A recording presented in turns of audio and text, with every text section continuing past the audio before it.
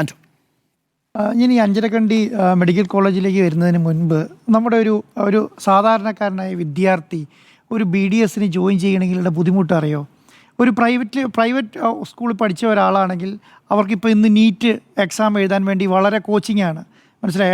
7ാം ക്ലാസ്സിൽ തുടങ്ങുകയാണ്. 7, 8, 9, 10, 11, 12 ആകുമ്പോഴത്തേക്കും കാരണം ഓരോ 1-1.5 ലക്ഷം രൂപ വെച്ചിട്ട് ഏജൻസികളിൽ നിന്ന് പഠിപ്പിക്കുകയാണ്. ഏത് ക്ലാസ് മുറിക്ക് പുറത്തു നിന്ന് പഠിപ്പിക്കുകയാണ്. ഒരു ഗവൺമെൻറ് സ്കൂളിൽ പഠിക്കുന്ന സാധാരണ കുട്ടിക്ക് ഒരു നീറ്റിന് വേണ്ടിയിട്ട് ഒരു കോച്ചിങ് കിട്ടുന്നില്ല.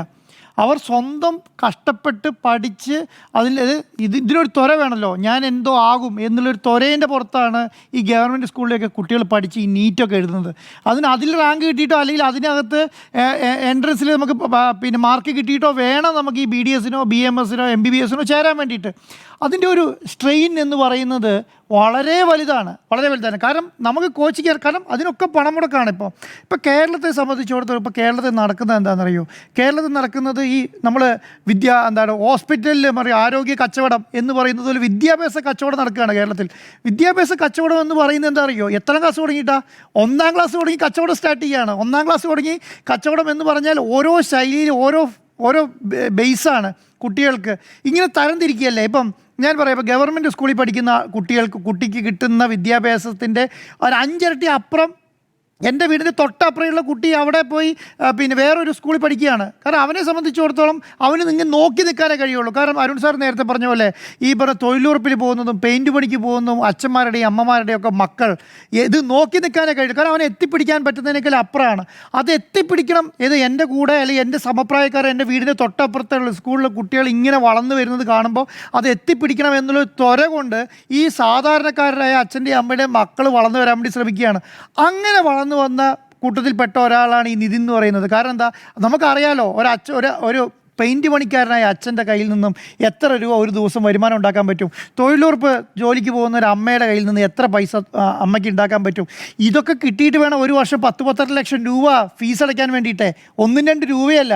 ഒരു മെഡിക്കൽ വിദ്യാർത്ഥി ഒരു BDS കഴിഞ്ഞിട്ടോ അല്ലെങ്കിൽ MBBS കഴിഞ്ഞിട്ടോ BMS കഴിഞ്ഞിട്ടോ പുറത്തിറങ്ങുന്ന സമയത്ത് അവന് വരുന്ന മുടക്ക് എന്ന് പറയുന്നത് ഈ കുടുംബത്തിന് താങ്ങാൻ പറ്റുന്നതിനേക്കാൾ അപ്പുറമാണ്.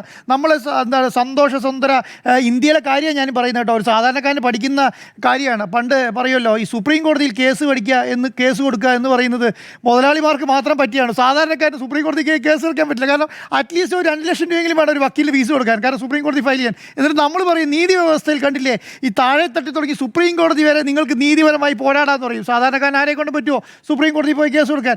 അറ്റ്ലീസ്റ്റ് ഹൈക്കോടതി പോയി കേസ് കൊടുക്കാനും പോലും പറ്റത്തില്ല. കാരണം ഒരു 5000 രൂപ 10000 രൂപ കേസ് കൊടുക്കുന്നത് മാക്സിമം ജില്ലാ കോടതിയിലോ സാധാരണ കോടതിയിലൂടെ അവസാനിപ്പിക്കേണ്ടി വരും.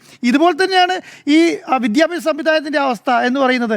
കാരണം ഒരു മെഡിക്കൽ വിദ്യാർത്ഥി, ഇപ്പോൾ സാധാരണക്കാരുടെ കുടുംബത്തിൽ നിന്ന് മെഡിക്കൽ വിദ്യാർത്ഥി വരുന്നത് എങ്ങനെ? ആരാ സ്കോളർഷിപ്പ് കൊടുക്കുന്നത്? ഏതെങ്കിലും സംസ്ഥാനം ഈ പറഞ്ഞ സ്കോളർഷിപ്പ് 1% ഒരു 1/2% ആൾക്കാർക്കാണ്. 4.5 ലക്ഷം 5 ലക്ഷം ആൾക്കാർ 10ാം ക്ലാസ് കഴിഞ്ഞ് ഒരു വർഷം പുറത്തേക്ക് ഇറങ്ങണം. 4.5 ലക്ഷം കുട്ടികളാണ് കേട്ടോ പുറത്തേക്ക് ഇറങ്ങുന്നത്. അവരിൽ എത്ര ആൾക്കാരുണ്ടാവും ഈ പറയുന്ന എമൗണ്ട് അഫോർഡ് ചെയ്യാൻ പറ്റുന്ന ആൾക്കാർ എത്ര പേരുണ്ടാവും? അപ്പോൾ ഇങ്ങനെയുള്ള കുട്ടികളിൽ നിന്ന് ഇങ്ങനെ ത്വരയുണ്ടായി പഠിച്ച് കഷ്ടപ്പെട്ട് അതിൻ്റെ കൂടെ നിൽക്കുന്ന കുടുംബത്തെ നിങ്ങൾ 18,000 രൂപ, വെറും 18,000 രൂപ ഒരു ലോൺ ആപ്പിൽ കയറി ലോൺ എടുക്കേണ്ട അവസ്ഥയുള്ള ഒരു കുട്ടിയാണെന്ന് ഓർക്കണം. മനസ്സിലായോ? അവിടെയാണ് ഒരു എക്യുപ്മെൻറ്റ് മേടിക്കാൻ വേണ്ടിയിട്ടും ഒരു സർജിക്കൽ എക്യുപ്മെൻറ്റ് മേടിക്കാനും 35,000-40,000 രൂപ മേടിക്കേണ്ടി വരുന്നത്. ഇവൻ്റെ കൂടെ വർക്ക് ചെയ്യുന്ന ആൾ, ഇതൊരു പ്രൈവറ്റ് മെഡിക്കൽ കോളേജാണ്. പ്രൈവറ്റ് മെഡിക്കൽ കോളേജിൻ്റെ പ്രത്യേകത എന്താ? കൂടെ പഠിക്കുന്ന സഹപാഠികളെല്ലാം ഓൾമോസ്റ്റ് പൈസയുള്ളവരായിരിക്കാം. അവരുടെ കുടുംബത്തിൽ സാമ്പത്തികമായി ഉണ്ടാവാം. അപ്പോൾ അവരുടെ മുന്നിൽ നിൽക്കുന്ന സമയത്ത് എൻ്റെ കുട്ടിക്ക് ഒരു ദോഷം ഉണ്ടാവരുത് എന്ന് വിചാരിച്ചിട്ടാണ് രാവിലെ അരുൺ സാർ ആ മോർണിംഗ് ഷോയിൽ സംസാരിക്കുന്നത് ഞാൻ കേട്ടപ്പോൾ എനിക്ക് തോന്നിയതാണ്. എൻ്റെ കുട്ടിക്ക് ഒരു സംശയം ഉണ്ടാവരുത് വിചാരിച്ചിട്ടായി 35,000-40,000 എവിടെന്നെങ്കിലും മേടിച്ച് അയച്ചു കൊടുക്കുന്നത്. അപ്പോൾ ഈ ഒരു അവസ്ഥയിൽ നിൽക്കുന്ന ആളോടാണ് പറയുന്നത്, നിൻ്റെ അമ്മയ്ക്ക് നടന്നു വരാൻ കാലില്ലേ കൈയില്ലേ എന്നൊക്കെ ചോദിക്കുന്നത്. എന്നിട്ട് വിളിച്ചു വരുത്തി ഭീഷണിപ്പെടുത്താണ്. റൂമിലേക്ക് വിളിച്ചു വരുത്തിയിട്ട് ഇങ്ങനെയാണ് നിങ്ങൾ കൈകാര്യം ചെയ്ത് പുറത്തേക്ക് ഇറങ്ങിയ കാലിൽ ഓടിക്കും എന്ന് പറയുന്ന ശൈലിയിലേക്ക് ആരാ മാറുന്നത്? അധ്യാപകന്മാരാണ് മാറുന്നത്. ഇത് മനസ്സിലാക്കാൻ കഴിയുന്നില്ല. കാരണം എന്തുകൊണ്ടാണെന്ന് ഈ ഉദ്യോഗന്മാർക്ക് മനസ്സിലാക്കാൻ കഴിയുന്നില്ല. ഈ കേരളത്തിലെ ഇന്ത്യയിലെ മെഡിക്കൽ കോളേജുകാർക്ക് ഒരു പ്രശ്നം ഉണ്ടായിരുന്നു. തലവരിപ്പണം മേടിച്ചിട്ടായിരുന്നു കേരളത്തിലെ മിക്ക മെഡിക്കൽ കോളേജിലും പ്രവർത്തിച്ചുകൊണ്ടിരുന്നത്. എത്ര ലക്ഷം? 1 കോടി. 1.5 കോടിയൊക്കെയാണ് ഒരു വിദ്യാർത്ഥി MBBS പാസ്സാക്കാനോ BAMS പാസ്സാക്കാനോ അല്ലെങ്കിൽ BDS പാസ്സാക്കാനോ ഒരു കുട്ടീനെ മേടിച്ച് 1.5 കോടി തലവരി പണം, ഫീസ് വേറെ അടയ്ക്കണം. ഇങ്ങനെ കിട്ടിയിരുന്ന ആൾക്കാർ ഈ നീറ്റ് വന്നതിന് ശേഷം എന്ത് ചെയ്തു? ഒറ്റയടിക്ക് അതൊക്കെ വെട്ടിക്കളഞ്ഞു. കാരണം തലവരി പണം എന്ന് പറയുന്ന സംവിധാനം ഇല്ല ഇപ്പോൾ. അപ്പോൾ എന്ത് സംഭവിച്ചു? ഈ മാസം കിട്ടുന്ന വരുമാനം മാത്രമേ ഉള്ളൂ. അതിപ്പം ഒരു 15 വർഷമൊക്കെ 15 വർഷമൊക്കെ ഒരു അധ്യാപകനായി അല്ലെങ്കിൽ ഒരു ഡോക്ടറായി വർക്ക് ചെയ്ത ഒരു ആളെ സംബന്ധിച്ചിടത്തോളം അവരുടെ മനസ്സിൽ വരുന്നത് കോടികൾ കിട്ടിക്കൊണ്ടിരുന്ന സ്ഥാപനം യുവമാരെയൊക്കെ പഠിച്ചിട്ട് ഇപ്പോൾ ഒന്നും കിട്ടുന്നില്ല എന്നുള്ള മൈൻഡ് സെറ്റിലേക്ക് അധ്യാപകർ മാറി എന്നുള്ളതാണ്. അതുകൊണ്ടാണ് ഇവർക്ക് ഈ ദേഷ്യം വരുന്നത്. എന്നിട്ട് ഇതിനനുസരിച്ച് ഈ സാധാരണ പാവപ്പെട്ട കുട്ടികളെ ഈ അവസ്ഥയിലേക്ക് തള്ളിവിടുക എന്നുള്ളതാണ്. അപ്പോൾ നേരത്തെ സുനിൽ പറയായിരുന്നു 50ലധികം കേസാണ് ഒരു ബെഞ്ചിലേക്ക് വരുന്നത്. സുപ്രീം കോടതിയിലെ ഒരു ബെഞ്ചിലേക്ക് 50ലധികം കേസ് വരുവാണ്. ആരുടെ കേസാണ്? വിദ്യാർത്ഥികളുടെ കേസാണ്. എന്നിട്ട് ആ സ്ഥാപനത്തിൻ്റെ ലൈസൻസ് റദ്ദ് ചെയ്യുന്നു. നിങ്ങളിപ്പോൾ ഇനി പഠിപ്പിക്കേണ്ട എന്ന് പറയുന്നു. അടുത്ത വർഷവും ഇത് പുതുക്കി കൊടുക്കുകയാണ്. അടുത്ത വർഷം ഇത് പുതുക്കി കൊടുത്തിട്ട് വേറെ വിദ്യാർത്ഥികൾ എടുക്കാനുള്ള സംവിധാനം ഉണ്ടാക്കുകയാണ്. ഇത് എവിടെയാണ് നടക്കുന്നത്? നമ്മുടെ നാട്ടിൽ തന്നെയാണ്. അപ്പം ഇതൊക്കെ മനസ്സിലാക്കിയിട്ട് വേണം ഇത് കൈകാര്യം ചെയ്യാൻ വേണ്ടി. ഞാൻ പറയുന്നത് ലോൺ ആപ്പിനെ കുറിച്ച് വലിയ വർത്തമാനം പറയുന്ന ആൾക്കാരുണ്ടല്ലോ കേരളത്തിൽ. ഈ വിഷയങ്ങളൊന്നും അല്ലാതെ എത്ര ആൾക്കാർ ഈ ലോൺ ആപ്പിൻ്റെ ഭീഷണിയിൽ ആത്മഹത്യ ചെയ്തു? 1-2 ആൾക്കാരല്ലല്ലോ, 100 കണക്കിന് 1000 കണക്കിന് ആൾക്കാർ ആത്മഹത്യ ചെയ്തു. എന്ത് നടപടിയാണ് സ്വീകരിച്ചത്? ഇതിൻ്റെ പേരിൽ എടുക്കണ്ട. ഈ അല്ലാതെ ആത്മഹത്യ ചെയ്തതിൻ്റെ പേരിൽ എന്തെങ്കിലും നടപടി സ്വീകരിച്ചോ? ഈ ഏതെങ്കിലും ഒരു ലോൺ ആപ്പിൻ്റെ പേരിൽ ഭീഷണിപ്പെടുത്തി ആരെങ്കിലും, നിങ്ങൾ അടുത്ത കാലത്ത് എങ്ങനെ ആരെങ്കിലും ഒരാൾ അറസ്റ്റ് ചെയ്തുകൊണ്ടെന്ന വാർത്ത നമ്മൾ കേട്ടോ? ഈ ഭീഷണിപ്പെടുത്തിയ ലെവലിൽ ഒരാളെയും കേട്ടിട്ടില്ലല്ലോ. ഒരാളുടെയും ഈ പറയുന്ന ഫോട്ടോ മോർഫ് ചെയ്തിട്ട് ഈ പറയുന്ന സഹോദരങ്ങൾക്കും ബന്ധുമിത്രാദികൾക്കും അയൽക്കാർക്കൊക്കെ അയച്ചു കൊടുത്തവർ ആരെയും അറസ്റ്റ് ചെയ്തോ?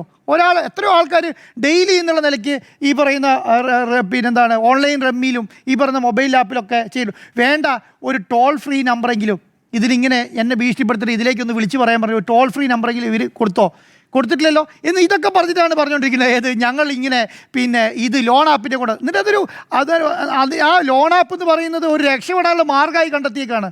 ആത്മഹത്യ ചെയ്യുന്നവർ മുഴുവൻ ലോൺ ആപ്പിൻ്റെ പുറകെയാണ് എന്നുള്ള നിലയ്ക്ക്. എന്നിട്ട് അതിലേക്ക് അന്വേഷണം നടത്തണം. ഓരോ ആത്മഹത്യക്കും ഈ പറയുന്ന ലോൺ ആപ്പിൻ്റെ മേലെ അന്വേഷണം നടക്കുന്നില്ല എന്നുള്ളതാണ്. അപ്പം നിതിനെ പോലെയുള്ള ആൾക്കാരെ സംബന്ധിച്ചിടത്തോളം സാധാരണക്കാരായ ആൾക്കാർ ഇങ്ങനെ മരണപ്പെടുമ്പോൾ ഇത് ഇനിയെങ്കിലും ഇല്ലാതിരിക്കാൻ വേണ്ടിയിട്ട് എന്ത് സംവിധാനമാണ് ഈ കേരളത്തിൽ അല്ലെങ്കിൽ ഇന്ത്യയിൽ നടപ്പിലാക്കുന്നത്? ഇനിയെങ്കിലും ഇത് ഒരു സ്കൂളിൽ നടക്കില്ല, ഒരു ഇൻസ്റ്റിറ്റ്യൂഷനിൽ നടക്കരുത് എന്നുള്ള നിലയ്ക്ക് എന്ത് നടപടിയാണ് സ്വീകരിക്കുന്നത്? ഒരു നടപടി സ്വീകരിക്കുന്നില്ല. ഇതിപ്പോൾ എങ്ങനെയെങ്കിലും ഇത് അവസാനിച്ച് കിട്ടണം എന്നുള്ളതേ ഉള്ളൂ. ഈ വാർത്ത സ്മൃതി മേഡം തുടക്കത്തിൽ പറഞ്ഞ പോലെ എന്താണ് ഇത്? നിതിന് നീതി കിട്ടുന്നതല്ല.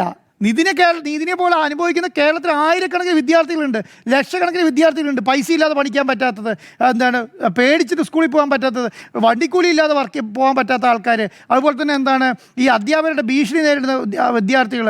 അപ്പോൾ ഇവർക്കൊക്കെ ഓരോ സ്കൂളിലും ഓരോ കമ്മിറ്റി ഇന്റേണൽ കമ്മിറ്റികളുണ്ടോ എന്ന് ചോദിച്ചാൽ ഇന്റേണൽ കമ്മിറ്റികൾ ഉണ്ടാവത്തില്ല. അപ്പോൾ ഇതൊക്കെ ഉണ്ടോ എന്നുള്ളത് നോക്കാനൊരു സംവിധാനം ഉണ്ടോ?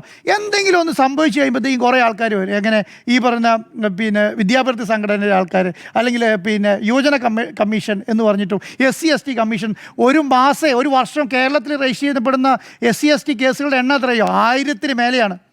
1000-ന് മേലെയാണ് ഒരു SC/ST അട്രോസിറ്റി ആക്ട് പ്രകാരം കേസെടുക്കുന്നത് കേരളത്തിൽ. അപ്പോൾ ഇതൊക്കെ ഉണ്ട് എന്ന് നമുക്ക് അറിയാം.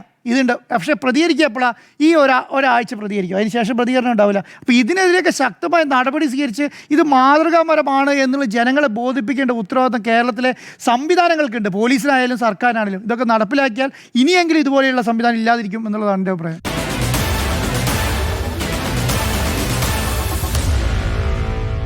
Meet the editors.